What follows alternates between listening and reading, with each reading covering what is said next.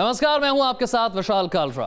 करीब एक हफ्ते बाद अब भी दिल्ली एनसीआर में धुंध और धूल की परत छाई हुई है और तमाम दावों के बावजूद अब भी प्रदूषण का स्तर खतरे के पार है।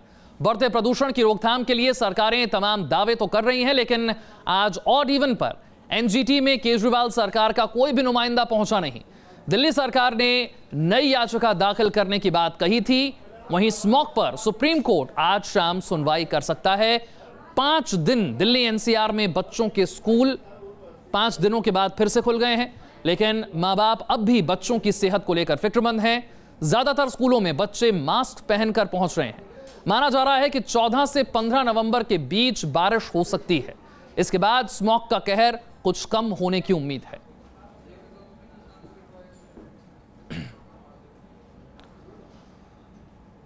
दिल्ली सरकार के मंत्री गोपाल राय का इस पर क्या कुछ कहना है, आपको सुनवाते हैं।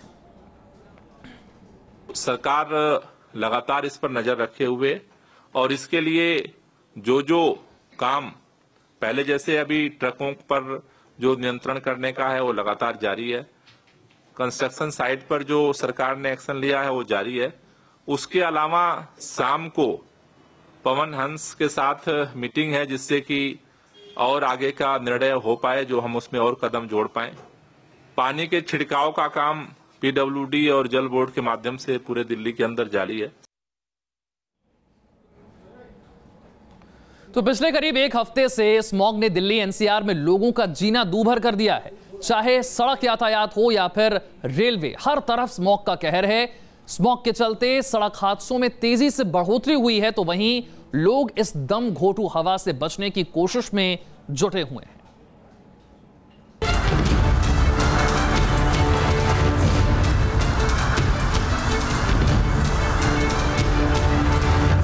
स्मॉग से बचाव के सभी उपाय हुए फेल।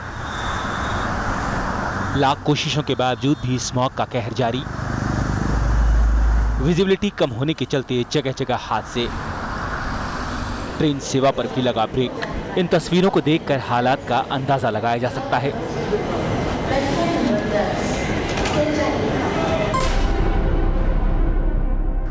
सड़क पर इस कदर धुंध की चादर छाई हुई है कि लोगों का घर से निकलना दूभर हो गया है। दोपहर के वक्त भी कई गाड़ियों की लाइटें जलती दिखाई दे रही हैं।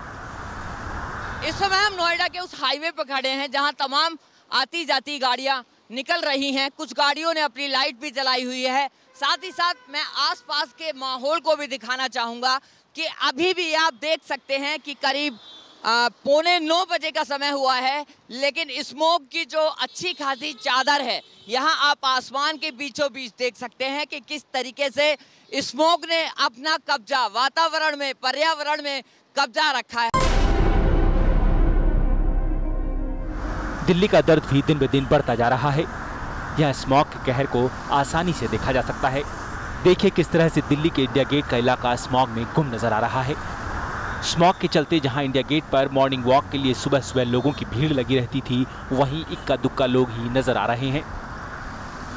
बात अगर दिल्ली में सुबह के वक्त PM 2.5 की करें तो धीरपुर 518, पूसा 525, लोधी रोड 638, पीतमपुरा 572, तो आया नगर में 560 है।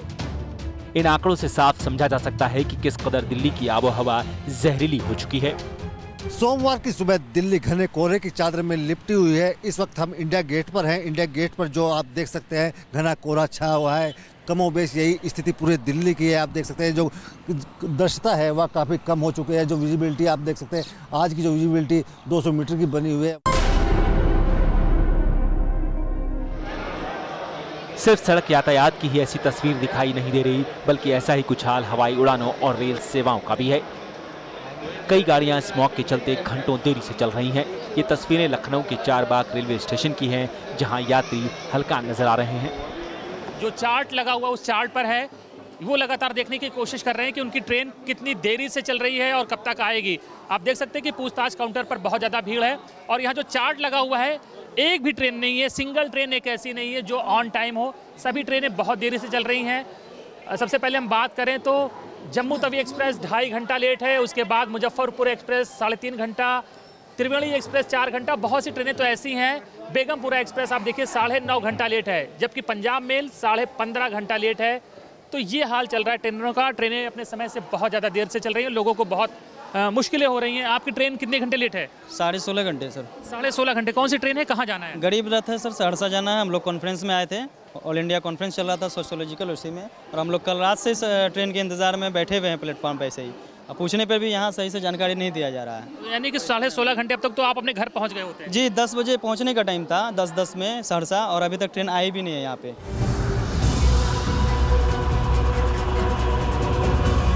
साफ है, चाहे दिल्ली हो या फिर एनसीआर का कोई भी इलाका, स्मॉग के कहर से कोई भी अछूता नहीं है। मजबूरन लोगों को इन्हीं जहरीली हवाओं के बीच सांस लेने को मजबूर होना पड़ रहा है। Team news nation. लखनऊ के चारबाग रेलवे स्टेशन से कई ट्रेनें लेट चल रही हैं। यात्रियों से बातचीत की है हमारे संवाददाता अनिल यादव ने। पूरा उत्तर भारत कोहरे की चपेट में है और कोहरे का असर अब ट्रेन सेवाओं पर भी पड़ने लगा है। ट्रेनें कई घंटा देर से चल रही हैं, लगभग सभी ट्रेनें देरी से चल रही हैं, जिसका नतीजा ये हो रहा है कि प्लेटफॉर्म पर अब भीड़ मुसाफिरों की नज़र आ रही है। लखनऊ के चारबाग रेलवे स्टेशन पर हैं और आप देख सकते हैं कि रोज़मर्रा के मुकाबले इस वक्त प्लेटफॉर्म नंबर 1 पर मुसाफिर बहुत ज़्यादा हैं। वजह यही है कि ट्रेनें सबकी देर से हैं और उनके पास प्लेटफॉर्म पर इंतजार करने के अलावा कोई चारा नहीं है। कि ट्रेन भाई साहब कितनी लेट है? अरे 3.5 घंटे थी पहले, अब 4 घंटे हो गई। 8:35 की ट्रेन थी और अब बता रहे हैं 12:05 पे, फिर अब बोल रहे हैं 12:30 बजे। ट्रेन कौन सी है आपकी? त्रिवेणी एक्सप्रेस। 5.5 घंटे लेट हो गई है। 4 घंटे लेट हो गई है। आपको कहाँ जाना भाई साहब और ट्रेन कितनी लेट? हमको सहरसा जाना है, वही गरीब रथ से जानी है और कल 7 बजे टाइम था, अभी तक ट्रेन नहीं आई। हम लोग काफ़ी परेशान हैं, रात भर हम लोग यहाँ गुजारे हैं वेटिंग रूम में। 15-15, 16-16 घंटे से प्लेटफॉर्म पर रह रहे हैं, मजबूर हैं। उनकी ट्रेन लगातार लेट है और भी लेट होती जा रही है और यही दिक्कतें हैं। फिलहाल ये सब कोहरे का असर है, मौसम ख़राब है, इस वजह से भी ट्रेनें देर चल रही हैं। लेकिन भारतीय ट्रेनें वैसे भी समय पर ना चलने के लिए ही मशहूर हैं, लेकिन जब समय बहुत ज़्यादा हो जाता है तो लोगों का गुस्सा कुछ इसी तरह से बाहर निकलता हुआ दिखता है। वीडियो दीपक राणा के साथ अनिल यादव, न्यूज़ नेशन, लखनऊ। भोपाल में रेल से सफर करने वाले किस तरह की दिक्कतों का सामना कर रहे हैं, बता रहे हैं हमारे सहयोगी नीरज श्रीवास्तव। ये अमृतसर दादर एक्सप्रेस है और भोपाल स्टेशन से ये चलना शुरू हुई है। जैसा हमने आपको बताया कि लगातार फॉग के बाद ट्रेन्स अपने वक्त पर नहीं चल रही हैं। 1 घंटे से लेकर 6-8 घंटे तक की देरी से अलग अलग ट्रेन्स हैं और यहाँ जो है कई मुसाफिर हैं जो कि इस ट्रेन में ट्रैवल कर रहे हैं। ज़रा हम इनसे सीधे पूछ लेते हैं कि इस पूरे फॉग के चलते किस तरह की परेशानियों से ये रूबरू हो रहे हैं। ज़रा ये बताइए, ट्रेन जो है वक्त पर नहीं चल रही है, किस तरह की परेशानी आपको हो रही है? परेशानी ये है कि आगे जो मेरी ट्रेन है वो ऑलरेडी बुक है, पर वो अगर निकल गई तो फिर पंगा हो जाएगा। आगे मुझे भर्ती के लिए जाना है तो उसके लिए मुझे बहुत प्रॉब्लम आएगी। ये ट्रेन यदि लेट होती है तो आपको अगली ट्रेन मिस होने का डर है? बहुत डर है, क्योंकि टाइम टू टाइम हमारी भर्ती चलती है ना अहमदनगर में, इसलिए देखिए यहाँ एक बड़ी जेन्युइन प्रॉब्लम है। नौकरी के इम्तिहान के लिए यदि कोई जा रहा है और अगर ट्रेन लेट होती है तो परेशानी जाहिर तौर पर होती है। ज़रा आप ये बताइए, हम देख रहे हैं कि आप यहाँ जो है ट्रेन में हैं, खाना खा रहे हैं, ये जब ट्रेन लेट होती है तो खाने पीने की किस तरह परेशानी होती है? खाने पीने की हर चीज़ ये दिक्कत है, मतलब समय पे नहीं पहुंच पा रहे हैं, टाइम उनकी प्रॉब्लम है, मतलब टाइम पे नहीं पहुंच पाते हैं, ये सब प्रॉब्लम है। कल आप ज़रा बताइए कि ये जो ट्रेन है लेट हो रही है, आपको कोई परेशानी इससे हुई? इससे बहुत परेशानी हो रही है। अब जैसे मैं लंबी यात्रा पे बाहर तक जा रहा हूँ तो ये रेलवे को कुछ ऐसा करना चाहिए पहले से व्यवस्था कि ये अब हर साल ठंड आएगी, ये व्यवस्था होना चाहिए। तो 8-8, 10-10 घंटे ये होता है। यहाँ ये जो तमाम लोग हैं इनसे हमने बात की हुई है और इन तमाम लोगों का ये कहना है कि यदि ट्रेन लेट होती है तो खाने पीने से लेकर बाकी जो अगली ट्रेन को पकड़ने तक की समस्याएं हैं जिनसे इन्हें 2-4 होना होता है। और ये 1 या 2 मुसाफिरों की तकलीफ़ नहीं है, बल्कि लेट होने पर ट्रेन में जितने लोग बैठे हुए हैं वो सब इन्हीं चीज़ों से 2-4 होते हैं और ऐसा हर बार सर्दी आने के साथ शुरू हो जाता है। ट्रेन वक्त पर दिखाई जाती है लेकिन कई घंटे की देरी से आती है। गाजियाबाद देश का सबसे प्रदूषित शहर बन चुका है। यहां का एयर क्वालिटी इंडेक्स 500 से ज्यादा हो गया है। इस पर ज्यादा जानकारी दे रहे हैं हमारे संवाददाता हिमांशु शर्मा। पूरे भारत में गाजियाबाद सबसे ज़्यादा प्रदूषित शहर है। अगर गाजियाबाद में AQI मीटर की हम बात करें तो आज भी गाजियाबाद में AQI लेवल 500 है, जबकि दूसरे नंबर पर नोएडा है। ऐप के माध्यम से हम आपको दिखाएंगे, CPCB central pollution control board की ये ऐप है और इसमें अभी जो लास्ट अपडेट 10:15 का लास्ट अपडेट है।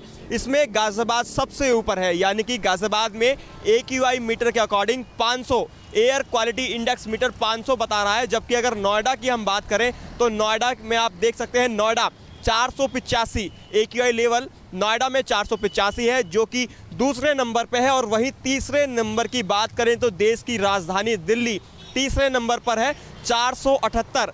दिल्ली के अंदर AQI लेवल 478 है। तो आप इस ऐप से अंदाज़ा लगा सकते हैं, इन आंकड़ों से अंदाज़ा लगा सकते हैं कि गाजियाबाद नंबर 1 देश का सबसे ज़्यादा प्रदूषित शहर है। सड़कों पर स्मॉग पसरा हुआ है। हालांकि मौसम वैज्ञानिकों का ये जरूर कहना है कि कुछ दिनों बाद हालात में सुधार होगा, क्योंकि बारिश के आसार बताए जा रहे हैं।